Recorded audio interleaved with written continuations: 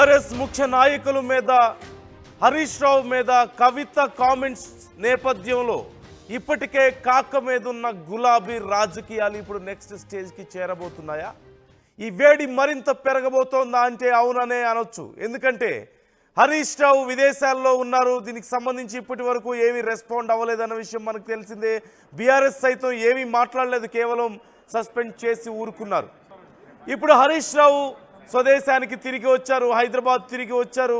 వచ్చి రాగానే కవిత మీద కీలక వ్యాఖ్యలు చేశారు. వచ్చి రాగానే ఎర్రవల్లి ఫామ్ హౌస్కు వెళ్ళారు, కేసీఆర్తో భేటీ అయినట్లుగా తెలుస్తోంది.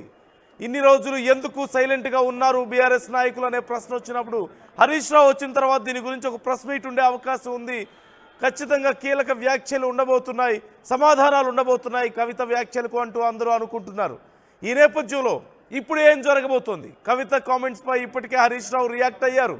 తెలంగాణ ద్రోహం నుంచి రాష్ట్రాన్ని కాపాడుకుంటామన్నారు. కవిత సొంతంగా తనపై ఆరోపణలు చేయలేదని కొందరు నాయకులు, పార్టీలు చేసిన ఆరోపణలే కవిత కూడా చేశారంటున్నారు. కవితకు నేనేంటో తెలుసు అంటున్నారు. తనపై చేసినటువంటి ఆరోపణలకు ఆమె విజ్ఞతకే వదిలేస్తున్నానంటున్నారు. స్వరాష్ట్ర సాధనలో తన పోరాటం ప్రజలకు తెలుసంటూ హరీష్ రావు గుర్తు చేస్తున్నారు. బీఆర్ఎస్ మళ్ళీ అధికారంలోకి వస్తుందని ఈ నేపథ్యంలో లండన్ నుంచి ఇందాకే హైదరాబాద్కి వచ్చిన హరీష్ కామెంట్స్ చేస్తున్నారు. శంషాబాద్ ఎయిర్పోర్ట్ నుంచి నేరుగా ఎర్రవల్లి ఫామ్ హౌస్కు హరీష్ వెళ్ళారు. కేసీఆర్, కేటీఆర్తో హరీష్ కీలక భేటీ జరుగుతున్నట్లుగా తెలుస్తోంది. వచ్చి రాగానే ఇప్పటికే పార్టీ యాక్షన్ తీసుకున్న తర్వాత కూడా ప్రత్యేకంగా ఇంత అర్లీ మార్నింగ్ వచ్చి రాగానే ఎందుకు కేసీఆర్తో భేటీ అవ్వాలి హరీష్, ఎందుకు కేటీఆర్ భేటీ అవ్వాలి? ఏదైనా ఇంకా దీనికి సంబంధించి మరిన్ని చర్యలు ఉండబోతున్నాయా? ఇంకా ఏదైనా ప్రక్షాళన ఉండబోతుందా? ఇంకా ఏదైనా కీలకమైన వ్యాఖ్యలు ఉండే అవకాశం ఉందా? ఇప్పటి వరకు కేసీఆర్ కానీ, కేటీఆర్ కానీ, బీఆర్ఎస్ ముఖ్య నాయకులు కానీ కవితను ఉద్దేశిస్తూ డైరెక్ట్గా ఎవరు విమర్శలు చేసిన వాళ్ళు లేరు. కానీ ఇప్పుడు హరీష్ వచ్చిన తర్వాత హరీష్ దీని గురించి మాట్లాడబోతున్నారా? బీఆర్ఎస్ ముఖ్య నాయకులు దీని గురించి కామెంట్స్ చేయబోతున్నారా? ఒకసారి ముందుగా హరీష్ రావు అసలు ఏం కామెంట్స్ చేశారో చూద్దాం. నా 25 ఏళ్ల రాజకీయ ప్రస్థానం తెలంగాణ ప్రజల ముందు ఒక తెరిచిన పుస్తకం లాంటిది. సరే, గత కొంతకాలంగా మా పార్టీ పైన, అదేవిధంగా నా పైన కొన్ని రాజకీయ పార్టీలు చేస్తున్నటువంటి వ్యాఖ్యలనే వారు కూడా చేయడం జరిగింది. అయితే ఆ వ్యాఖ్యలు వారు ఎందుకు చేశారో అది వారి విజ్ఞతకే నేను వదిలేస్తున్నాను. కేసీఆర్ గారి నాయకత్వంలో గత 2.5 దశాబ్దాల కాలంగా ఒక క్రమశిక్షణ కలిగిన కార్యకర్తగా రాష్ట్ర సాధనలో, రాష్ట్ర అభివృద్ధిలో నేను చూపిన నిబద్ధత, నా పాత్ర అందరికీ తెలిసినటువంటిదే. ఈరోజు రాష్ట్రంలో ఎరువులు దొరకక ఒకవైపు రైతులు గోసపడతా ఉన్నారు, మరొక వైపు వరద ప్రాంతాల ప్రజలు అనేక ఇబ్బందుల్లో ఉన్నారు. కేసీఆర్ గారు దశాబ్ద కాలం ఎంతో కష్టపడి నిర్మించిన వ్యవస్థలను, ఒక్కొక్క వ్యవస్థను ఉద్దేశపూర్వకంగా ఈనాడు రేవంత్ రెడ్డి గారి ప్రభుత్వం కూల్చేటువంటి ప్రయత్నం చేస్తూ ఉంది. సో ఇటువంటి పరిస్థితుల్లో కష్టాల్లో ఉన్న ప్రజల్ని ఆదుకునే విషయంలో, తెలంగాణ ద్రోహుల చేతుల్లో నుంచి ఈ రాష్ట్రాన్ని కాపాడుకునే విషయంలో మా దృష్టి అంతా ఉంటుంది. సో మేము ఈ రాష్ట్ర సాధనలో పోరాటం చేసిన వాళ్ళం, ఈ రాష్ట్రాన్ని కాపాడుకోవడంలో బాధ్యత కలిగిన వాళ్ళం. సో మా సమయాన్ని అంతా కూడా దాని మీదనే మేము వెచ్చిస్తాం. తప్పకుండా కేసీఆర్ గారి నాయకత్వంలో తిరిగి బీఆర్ఎస్ పార్టీని అధికారంలో తెచ్చుకొని ఈ ప్రజలు పడుతున్న కష్టాలను తొలగించడానికి అందరం కలిసికట్టుగా ముందుకు సాగుతాం. నా 25 ఏళ్ల రాజకీయ ప్రస్థానం 25 ఏళ్ల రాజకీయ ప్రస్థానం ప్రజలందరికీ తెలుసు, కవితకి తన గురించి తెలుసు అంటున్నారు హరీష్. అలాగే కేవలం కొంతమంది గతంలో తమ ప్రత్యర్థులు మాట్లాడిన మాటలనే ఇప్పుడు మళ్ళీ కవిత రిపీట్ చేస్తున్నారు అని కూడా చెప్తున్నారు. కానీ వచ్చి రాగానే ఈ విషయం గురించి స్పందించడమే కాదు, ఫామ్ హౌస్కి వెళ్ళారు, కేసీఆర్ని కలిసినట్లుగా తెలుస్తోంది. కేటీఆర్ కూడా అక్కడ ఉన్నారు. కీలకమైన చర్చ జరుగుతున్నట్లుగా సమాచారం అందుతోంది. ఇప్పుడు ప్రత్యేకంగా మళ్ళీ ఏం నిర్ణయాలు తీసుకునే అవకాశం ఉంది? What do you think about this? మీరేమనుకుంటున్నారు? ఇంకా ఏదైనా కీలకమైనటువంటి నిర్ణయాలు తీసుకునే అవకాశం ఉందని మీరు అనుకుంటున్నారా? నెక్స్ట్ స్టెప్ బీఆర్ఎస్ నుంచి ఈసారి ఉండబోతోందా? కవిత ఎన్నిసార్లు వ్యాఖ్యలు చేసినా బీఆర్ఎస్ కీలక నాయకులు కేసీఆర్ కానీ కేటీఆర్ కానీ హరీష్ కానీ మరే ఇతర కీలక నాయకులు కవితను ఉద్దేశిస్తూ డైరెక్ట్గా ఎప్పుడు విమర్శించిన పరిస్థితి కానీ కొంచెం హార్ష్గా మాట్లాడినటువంటి రియాక్ట్ అయినటువంటి పరిస్థితి కానీ ఎక్కడ కనిపించలేదు. కానీ ఇప్పుడు ఈ భేటీ ఇంత అర్లీ మార్నింగ్, ఈ భేటీకి కారణం ఏంటి? వచ్చి రాగానే ఇంత అత్యవసర భేటీలో ఏం చర్చిస్తున్నారు? ఇప్పటికే యాక్షన్ తీసుకున్నారు కదా పార్టీ నుంచి, అయినా మరొకసారి ఇంత ఎమర్జెన్సీ భేటీకి కారణం ఏమై ఉండొచ్చు? ఇంకా యాక్షన్ ఏదైనా ఉండబోతుందా? అంటే రియాక్షన్ ఉండబోతుందా? కవిత వ్యాఖ్యలకు బీఆర్ఎస్ నుంచి ఈసారి హరీష్ని ముఖ్యంగా టార్గెట్ చేసిన నేపథ్యంలో బీఆర్ఎస్ నుంచి ఈసారి ఒక స్ట్రాటజిక్ రెస్పాన్స్ ఉండబోతోందా? అంటే హరీష్ రావుని సపరేట్ చేస్తూ కేటీఆర్ని కేసీఆర్ని మాత్రం తన వాళ్ళుగా చెప్తూ మిగతా వాళ్ళని కాదని దొంగలుగా చిత్రీకరిస్తూ కవిత వ్యాఖ్యలు చేసిన నేపథ్యంలో, దొంగలు అంటూ చేసినటువంటి వ్యాఖ్యల నేపథ్యంలో మరి ఈసారి బీఆర్ఎస్ నుంచి ఎలాంటి రెస్పాన్స్ ఉండబోతోంది? ఒక స్ట్రాటజిక్ ఖచ్చితంగా వ్యూహం ఏదో ఉండబోతోంది అనేది మాత్రం క్లియర్గా తెలుస్తోంది. ఈ నేపథ్యంలో ఒక స్ట్రాటజిక్ మూవ్ ఉండబోతోంది అంటూ తెలుస్తోంది. ఖచ్చితంగా ఒక ప్రెస్ మీట్ ఉండే అవకాశం ఉందంటూ సమాచారం అందుతోంది. ప్రెస్ మీట్ పెట్టి కవిత చేసిన వ్యాఖ్యలకు తిరిగి కౌంటర్ ఇచ్చే అవకాశం ఉందంటున్నారు కేసీఆర్, లేదంటే కేటీఆర్, హరీష్. వీళ్ళు తిరిగి మరొకసారి మీడియా ముందుకు వచ్చి ఈ అంశం గురించి చర్చించే అవకాశం ఉంది అంటున్నారు. ఆ తర్వాత కూడా పార్టీ యాక్షన్ తీసుకున్న తర్వాత కూడా కవిత వ్యాఖ్యలు కొనసాగుతూనే ఉన్నాయి. ఒక ట్వీట్ కూడా చేశారు, ఇలాంటి నష్టాన్ని నేను ఇంకా 100 రెట్లు భరించడానికి సిద్ధంగా ఉన్నాను అంటూ కూడా కవిత వ్యాఖ్యలు చేయడాన్ని మనం చూసాం. తెలంగాణ ప్రజల కోసం నేను రెడీగా ఉన్నాను ఫైట్ చేయడానికి అంటున్నారు. సో ఈ నేపథ్యంలో మరిన్ని నిజాలు అనేవి బయటికి రాబోతున్నాయి, మరిన్ని బుల్లెట్స్ బయటికి రాబోతున్నాయి కవిత వ్యాఖ్యల రూపంలో అంటూ తెలుస్తోంది. ఈ నేపథ్యంలో బీఆర్ఎస్ కూడా ఇక్కడ డిఫెండ్ చేసుకునే ఆలోచనలో ఉందా అనేది ఇక్కడ చాలా కీలకంగా మారింది. మా ప్రతినిధి మధు మనతో జాయిన్ అవుతున్నారు. ఒకసారి మధుతో మాట్లాడదాం. మధు, వచ్చి రాగానే హరీష్ దీని గురించి రియాక్ట్ అయ్యారు. హార్ష్గా రియాక్ట్ అవ్వకపోయినప్పటికీ కూడా నా గురించి ప్రజలకు తెలుసు, కవిత చేసినటువంటి వ్యాఖ్యలు ఇప్పటికే కొంతమంది ప్రత్యర్థుల నుంచి వచ్చినవే, కొత్తవేం కాదు అని చెప్పి మాట్లాడుతున్నారు. సో వచ్చి రాగానే కేసీఆర్తో భేటీ అయినట్లుగా తెలుస్తుంది. ఈ అత్యవసర భేటీని ఎలా చూడాలి? ఇంకా ఇప్పటి నుంచి హరీష్ రాకతో స్ట్రాటజిక్ మూవ్స్ ఉండబోతున్నాయా బీఆర్ఎస్ నుంచి? బీఆర్ఎస్ కూడా ఇక్కడ డిఫెండ్ చేసుకునే ప్రయత్నం చేసే అవకాశం ఉందా? What you say? ఎగ్జాక్ట్లీ, అంటే మొదటి నుంచి కూడా మనం ఆ మామను కలిసిన తర్వాతనే, పార్టీ ప్రెసిడెంట్ కేసీఆర్ని కలిసిన తర్వాతనే ఆయన రియాక్ట్ అయ్యే అవకాశం ఉంది. ఇక్కడ కూడా ఆయన ఎయిర్పోర్ట్ లో మీడియాతో మాట్లాడిన మాటలు గమనిస్తే స్ట్రైట్ గా ఎక్కడ కవితను అటాక్ చేయలేదు. కేవలం ఫ్యూచర్ లో సంబంధించినటువంటి అంశాలు, గతంలో చెప్పిన అంశాలని ఈ రోజు మళ్ళీ కవిత చెప్పారు. ఫ్యూచర్ లో మళ్ళీ కేసీఆర్ ఆధ్వర్యంలోనే బీఆర్ఎస్ అధికారంలోకి వస్తుంది అనేటువంటి ఒక స్టేట్మెంట్ చేశారు. అంటే మళ్ళీ పార్టీని బలపరిచేటువంటి వ్యాఖ్యలు, మళ్ళీ కేసీఆర్ బలపరిచేటువంటి వ్యాఖ్యలు మాత్రమే చాలా స్పష్టంగా చేసినట్టుగా చాలా క్లియర్ గా కనిపిస్తా ఉంది. ఫ్యూచర్ లో మాత్రం మళ్ళీ బీఆర్ఎస్ అధికారంలోకి వస్తున్నారు ఒక మాట చెప్తూనే కవిత మాటలను ఆమె విజ్ఞతకే వదిలిస్తుంది అనేటువంటి మాటలు చాలా సింపుల్ గా లైట్ గా కొట్టిపారేశారు ఆమె చేసినటువంటి స్టేట్మెంట్స్. మాట్లాడుతున్నటువంటి సందర్భంలో తెలంగాణ ప్రజల ముందు నా జీవితం అంతా తెచ్చినటువంటి పుస్తకం 25 సంవత్సరాలు ఒక నిబద్ధత కలిగినటువంటి కార్యకర్తగా మెలిగాను అనేటువంటి స్టేట్మెంట్ చేశారు. దీంట్లో మా పార్టీ పైన, కొంతమంది పైన గతంలో వ్యాఖ్యలు చేశారు, ఇప్పుడు చేస్తున్నారు. 2.5 దశాబ్దాల కాలంలో ఒక క్రమశిక్షణ కలిగినటువంటి కార్యకర్తను అనేటువంటి స్టేట్మెంట్ చేస్తూనే రాష్ట్రంలో ఉన్న సమస్యలను ఎక్స్ప్లెయిన్ చేసే ప్రయత్నం చేశారు. ఒక పక్క ఎరువులు, ఒక పక్క వరదలతో ఇబ్బందులు పడతా ఉన్నటువంటి సిచ్యువేషన్, వాళ్ళందరికీ సంబంధించినటువంటి విషయాన్ని డైవర్ట్ చేయడానికి జరుగుతుంది. అయినా కూడా మేము వాటి మీదనే ఫోకస్ చేస్తామని మాట్లాడారు. ఒక్కొక్క వ్యవస్థను ఉద్దేశపూర్వకంగా ఈ రాష్ట్ర ప్రభుత్వం దెబ్బ కొడతా ఉంది, ఇబ్బంది పెడతా ఉంది, వ్యవస్థను నాశనం చేస్తా ఉంది, అట్లాంటి వాటిని కూల్చే ప్రయత్నం చేస్తా ఉన్నారు. ఏమైనా ప్రజల్ని ఆదుకోవడం, ప్రజల వైపు ఉండడం, ఇలాంటి పరిస్థితుల్లో తెలంగాణ ద్రోహుల చేతిలో నుంచి రాష్ట్రాన్ని కాపాడుకునేటువంటి విషయంలో మాత్రం మా దృష్టి అంతా ఉంటుంది అనేటువంటి స్టేట్మెంట్ చేశారు చాలా క్లియర్ గా. సో ఫ్యూచర్ లో మళ్ళీ అంటే రేపు లేదంటే ఎల్లుండి అయినా మళ్ళీ మీడియా ముందుకు వచ్చేటువంటి అవకాశం ఉంది. ఈ రోజు ఆల్రెడీ నిమజ్జనం ఉంది కాబట్టి రాష్ట్ర వ్యాప్తంగా కేసీఆర్ తో భేటీ అయిన తర్వాత ఎర్రవల్లి ఫామ్ హౌస్ తో ఆయన మళ్ళీ మాట్లాడేటువంటి అవకాశం కనిపిస్తా ఉంది. ప్రస్తుతానికి మాత్రం కవిత విషయాన్ని ఆమె విజ్ఞతకే వదిలేస్తున్నాడు. కవితకు అన్ని విషయాలు నా గురించి తెలుసు, ఆమె కొత్తగా కూడా మాట్లాడలేదు. గతంలో పార్టీలు కొంతమంది నాయకులు మాట్లాడిన మాటలను ఆమె రిపీట్ చేశారు అనేటువంటి వ్యాఖ్యలు చెప్పారు. అంటే చాలా తేలికగా తీసి పాడేశారు. హరీష్ రావే కాదు, రేపు లేదంటే ఎల్లుండి హరీష్ రావు ప్రెస్ మీట్ పెట్టి రెస్పాండ్ అయిన తర్వాత కవిత కూడా మళ్ళీ రియాక్ట్ అయ్యేటువంటి అవకాశం ఉంది. ఖచ్చితంగా అంటే ఇప్పటి నుంచి మనం ఎలా చూడవచ్చు అంటారు? ఇక బీఆర్ఎస్ నుంచి కూడా మూవ్స్ ఉండే అవకాశం ఉందా అనే ప్రశ్న వచ్చినప్పుడు ఎలా చూడొచ్చు మధు? అంటే ఇప్పటి వరకు కవిత గురించి ఎవరు కీలకమైన నాయకులు మాట్లాడలేదు. అసలు కేసీఆర్ దీని గురించి ఎక్కడ మాట్లాడలేదు, కేటీఆర్ మాట్లాడలేదు, అలాగే హరీష్ కానీ ఏ కీలక నాయకులు ఇప్పటి వరకు మాట్లాడలేదు. కానీ మొన్నటి వ్యాఖ్యల తర్వాత యాక్షన్ తీసుకున్నారు కవిత మీద. బట్ ఇప్పుడు ఖచ్చితంగా ఇప్పుడు డిఫెండ్ చేసుకునే అవకాశం ఉంది. ఇక బీఆర్ఎస్ నుంచి కూడా డిఫెండ్ చేసుకోకపోతే పూర్తిగా కొంతమంది మీద ఈ నెగిటివ్ ప్రచారం ఇలాగే కొనసాగే అవకాశం ఉంది అనే ఆలోచనలో బీఆర్ఎస్ ఉన్నట్లుగా తెలుస్తోంది.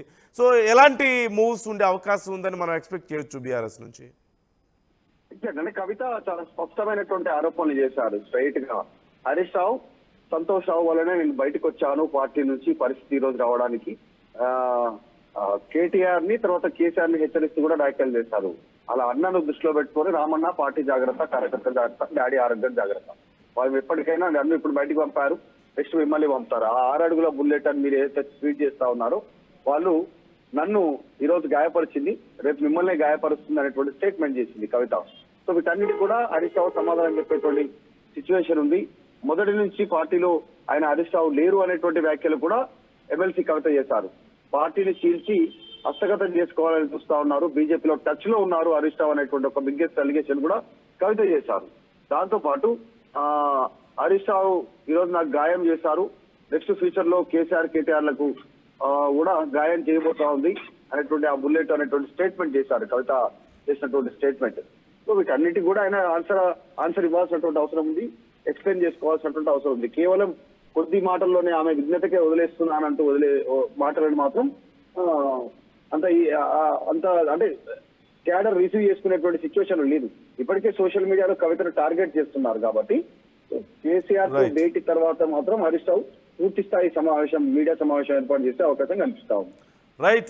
Thank you Madhu, thanks for the details. మొత్తం మీద కేసీఆర్ తో భేటీ అనంతరం మరొకసారి ప్రెస్ మీట్ ఉండే అవకాశం ఉన్నట్లుగా తెలుస్తుంది. తన మీద కవిత చేసినటువంటి వ్యాఖ్యలు డైరెక్ట్గా తన పేరు ప్రస్తావిస్తూ కాళేశ్వరం అంతా కూడా అవినీతికి పాల్పడ్డారంటూ వ్యాఖ్యలు చేసిన నేపథ్యంలో తాను విదేశాల్లో ఉండి ఇప్పటి వరకు రెస్పాండ్ అవ్వలేదు.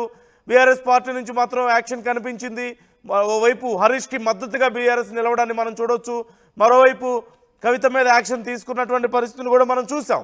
ఇప్పుడు హరీష్ తిరిగి వచ్చిన నేపథ్యంలో వచ్చి రాగానే వ్యాఖ్యలు చేశారు, కానీ కొంచెం బ్యాలెన్స్డ్గానే మాట్లాడారు. ఎక్కడా కూడా చాలా హార్ష్గా రియాక్ట్ అయ్యే ప్రయత్నం చేయలేదు, డైరెక్ట్ కౌంటర్ ఇచ్చే ప్రయత్నం పెద్దగా చేయలేదు. ఇప్పుడు కేసీఆర్తో భేటీ తర్వాత మాత్రం అలా ఉండదు ఖచ్చితంగా అనే అభిప్రాయాలు వ్యక్తమవుతున్నాయి. కేసీఆర్తో భేటీ తర్వాత బీఆర్ఎస్ నుంచి ఈ అంశం గురించి మరింత క్లారిటీ వచ్చే అవకాశం ఉందని, కవితను ఉద్దేశిస్తూ తిరిగి కవిత చేసినటువంటి వ్యాఖ్యలకు బలమైన సమాధానం చెప్పే అవకాశం ఉంది అంటూ కూడా చెప్తున్నారు. ఇప్పటి వరకు కవిత వ్యాఖ్యలను కూడా ఎక్కడా డైరెక్ట్గా ప్రస్తావించని పరిస్థితి కనిపించింది మనకి. కేవలం హరీష్ని తమకు మద్దతు తెలిపే ప్రయత్నమే బీఆర్ఎస్ చేసింది, కేటీఆర్ చేశారు. ఆ ట్వీట్స్ కూడా మనం చూసాం. ముఖ్య నాయకులు ఎవరు వచ్చి బయట ప్రెస్ మీట్లు పెట్టడం కానీ, ఈ వ్యాఖ్యల గురించి మాట్లాడడం కానీ, కవిత గురించి మాట్లాడడం కానీ ఇలాంటివి చేయలేదు. సో ఇప్పుడు మాత్రం అలా కాదు, ఇక అలా ఉండదు అనేటువంటి అభిప్రాయాలు వ్యక్తం అవుతున్నాయి. మీరేమనుకుంటున్నారు? హరీష్ చాలా బ్యాలెన్స్డ్గా వ్యాఖ్యలు చేయడాన్ని మీరు ఎలా చూస్తున్నారు? ఇప్పుడు బీఆర్ఎస్ నుంచి ఎలాంటి రియాక్షన్ ఉండే అవకాశం ఉందని మీరు అనుకుంటున్నారు? ఎలాంటి విమర్శలు చేసే అవకాశం, ఎలాంటి కౌంటర్ ఇచ్చే అవకాశం ఉందని మీరు అనుకుంటున్నారు? మీ అభిప్రాయాలు కూడా కామెంట్ చేయండి. ఒకసారి కవిత, హరీష్ ఇద్దరు ఎవరెవరు ఏమేమి వ్యాఖ్యలు చేశారో విందాం. ఏం కాంట్రిబ్యూషన్ లేదన్నది, ఓన్లీ హరీష్ అన్నది సంతనదే ఉన్నదా కాంట్రిబ్యూషన్?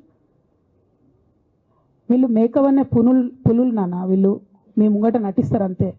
బయట వాళ్ళ నిజస్వరూపం వేరేలాగా ఉంటుంది. యాజ్ అ డాటర్గా రిక్వెస్ట్ చేస్తున్నా, ఒకసారి ఆలోచన చేయండి వాళ్ళ గురించి. నాకేమొద్దు, నన్ను పార్టీలోకి వెళ్ళి సస్పెండ్ చేసి నో ప్రాబ్లం, కానీ వాళ్ళని పార్టీలో ఉంచుకుంటే పార్టీ ఎట్లుంటుంది అన్నది మీరు ఆలోచన చేసుకోండి. ఇక అల్టిమేట్గా నేను చెప్పదలుచుకున్నది ఒకటే,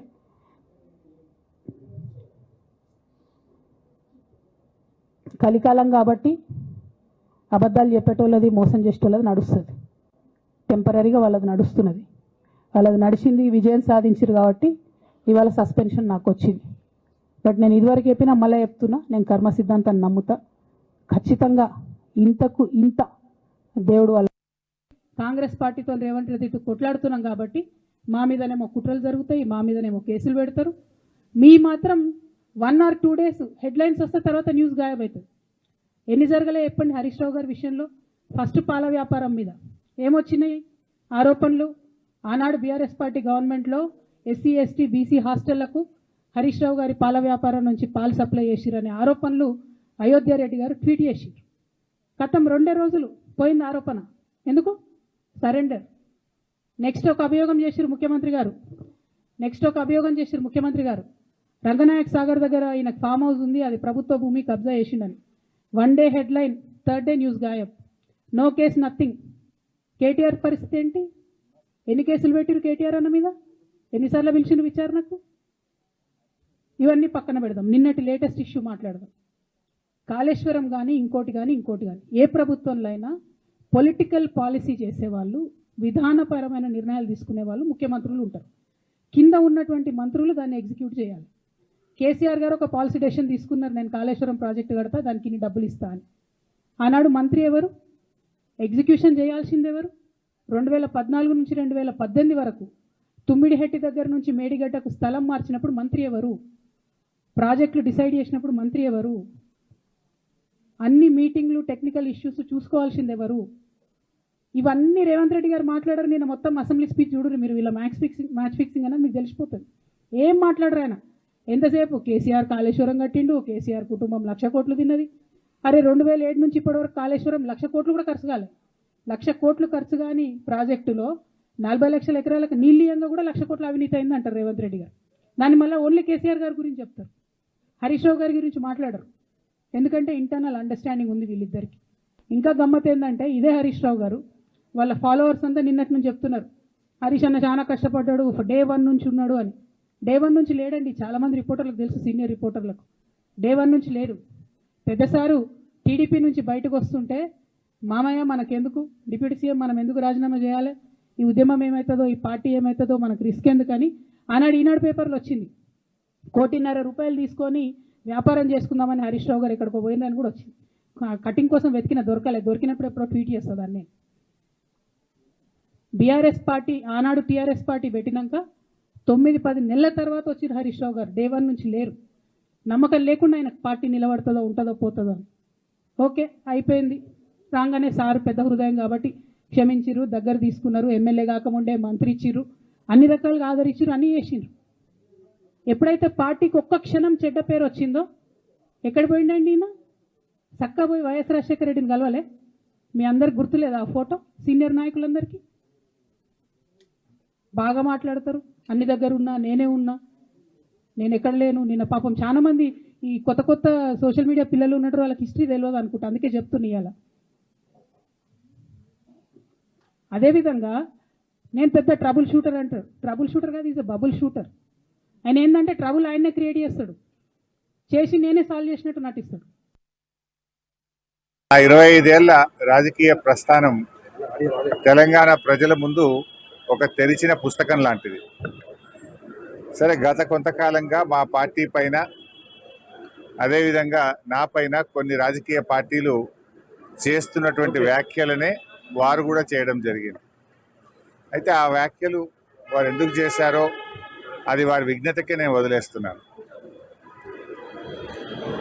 కేసీఆర్ గారి నాయకత్వంలో గత 2.5 దశాబ్దాల కాలంగా ఒక క్రమశిక్షణ కలిగిన కార్యకర్తగా రాష్ట్ర సాధనలో, రాష్ట్ర అభివృద్ధిలో నేను చూపిన నిబద్ధత, నా పాత్ర అందరికీ తెలిసినటువంటిదే. ఈరోజు రాష్ట్రంలో ఎరువులు దొరకక ఒకవైపు రైతులు గోసపడతా ఉన్నారు, మరొక వైపు వరద ప్రాంతాల ప్రజలు అనేక ఇబ్బందుల్లో ఉన్నారు.